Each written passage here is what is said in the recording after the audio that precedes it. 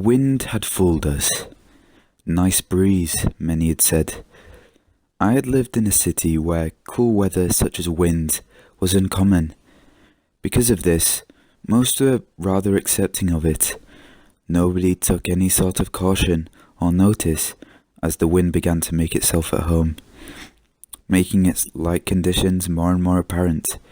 It had corrupted the city with its calm, relieving charm, turning its unfamiliar touch into a welcome pleasure. Once it had taken hold of the land, it began to take its real form. The wind had irritated us. The usual days of breeze had turned itself into a consistent pest. It would always blow objects over and carry away personal belongings with a tight tug. It was nothing dangerous or harmful, but it started the moments where many began to question its place, becoming more of an unwelcome visitor. We hadn't seen calm, windless weather in a good number of weeks, which started to make some worry that we were going through a form of climate change. Those who studied the wind's accumulation urged everybody not to worry, that this was most likely a series of small storms that will pass soon. We should have left there. I should have left even sooner. The wind had controlled us. The gentle breezes had disappeared. What was left of the winds was its constant, powerful gales. I saw this when some decided to try and leave the city. Something about it had all seemed unnatural. The gusts and gales seemed too consistent, as if they were more of a conscious spirit than just heavy, chaotic weather. When everyone was indoors, safe from its forces, it seemed to calm down, sometimes going back to what appeared normal.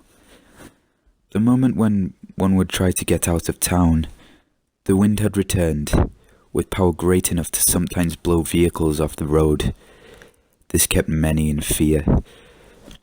Weather channels and reporters urged everyone to stay in shelter, as it was beginning to look more like a hurricane or sorts. It still didn't seem right, even for a severe storm. The wind had scared us. The fear of the wind began with the experience of one man. He had weighed his car down, confident that it would resist the forces of the wind and make it out of the city safely. When all seemed to be calm, not a single breeze in the air, he ran for his vehicle. Before he could even reach the door, the wind had returned. Differently, it didn't blow him away. It more so began to cut his skin, as if one had rubbed lines of blades on his arms, legs, and face. He managed to make it back indoors before his injuries got too serious. This was mentioned on the final news broadcast in the city, and then we had lost power. I got a message on the phone saying that rescue teams were on the way, that we would be saved as long as we stayed indoors. I wish that had been true. The wind had mutilated us. My mind and memory is scarred. I had nightmares from what I saw the next few days. I wasn't even sure if I could call it wind anymore. Many ran outside believing it had vanished, only for it to return when they were left defenseless. It cut them to the bone. The wind didn't immediately disintegrate its victims, but it killed them slowly. I watched as others attempt to run to shelter, as their clothes, then skin, then muscles were stripped away from them for as long as a minute. Every last piece of flesh was ripped from their bones until nothing was left but a bloodied, dark red skeletal figure. I couldn't bear to watch their suffering anymore. I barred in my windows at that point, but I still heard the screams that would come and go at intervals for days and nights. The wind had destroyed us. I had resorted to hiding, occasionally peeking outside from a hole in my left in my boarded windows.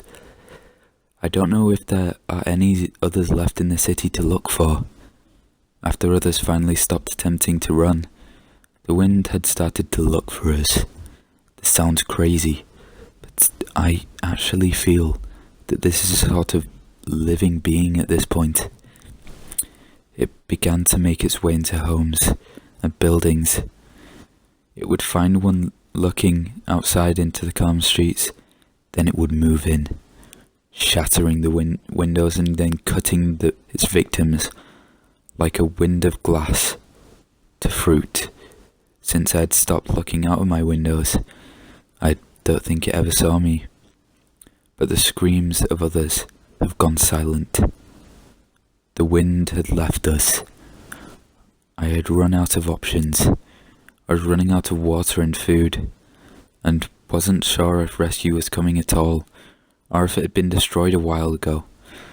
I decided that I was going to just step outside and let the forces of wind take me, as death was going to be eventual. I opened my door and stepped outside. I was greeted with an alarming calmness. Outside was silent, and I didn't feel so much as a breeze on my skin. I wasn't sure if the forces were toying with me or not, so I walked the ruined streets for a period of time. The streets were lined with broken glass, toppled cars, and scraped bones and skulls. There were sections of walls that were completely painted with blood, almost in an organized manner. After almost an hour of no activity, no signs that the winds were still there, it seemed to me that it had vanished. It had assailed the city completely, only to leave after it heard everyone's silence.